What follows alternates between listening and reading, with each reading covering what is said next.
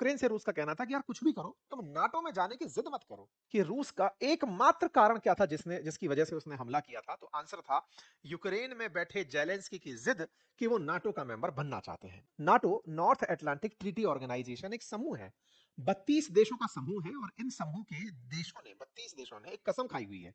कसम यह कि हम में से किसी के ऊपर भी संकट आएगा, हम 32 के 32 एक साथ टूट पड़ेंगे। लेकिन यूक्रेन तो यूक्रेन था।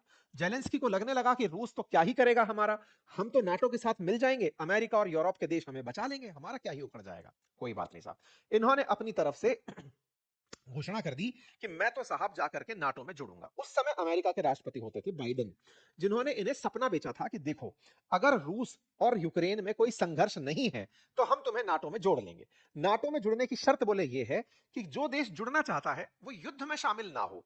देखिए, आज युद्ध को 1391 दिन हो चुके हैं। मुद्दे की बात यह है, पुतिन को जिस बात से परहेज था वो ये कि नाटो कंट्री हमारे बॉर्डर तक ना चली आए। ट्रंप आए, ट्रंप ने कहा देखो, तुम बहुत दिन से युद्ध लड़ रहे हो, तुम्हारे युद्ध लड़ने में तुमने जगह खो दी। पुतिन युद्ध को रोकने देंगे नहीं, क्योंकि तुम्हें नाटो ज्वाइन करने की शर्त पूरी जो करनी है।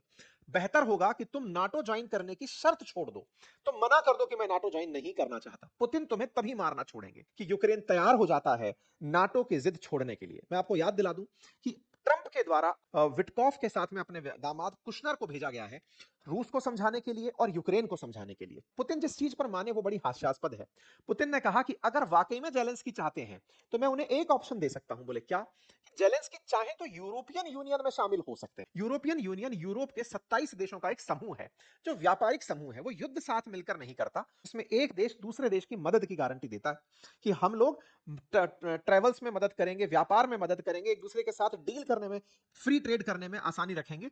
तो बोले यूक्रेन को मैं ईयू में जुड़ने दे सकता हूं, ये परमिशन होगी। तो ट्रंप ने रूस से यूक्रेन को ईयू में जाने की इजाजत दिलवाई और यूक्रेन ने नाटो की जिद छोड़ दी। तो निश्चित ही ये ट्रंप की बड़ी उपलब्धियों में से है। और जब ये बड़ी उपलब्धियों में से है तो इसे इस तरह से जानना चाहिए कि ट्रंप अगर ये कह रहे हैं कि ये युद्ध खत्म होने के कगार पर है, और अब तक इतना ज्यादा हम युद्ध खत्म करने के कगार पर कभी नहीं पहुंचे जितना अभी पहुंच रहे हैं, तो ये बात अपने आप में मायने रखती है।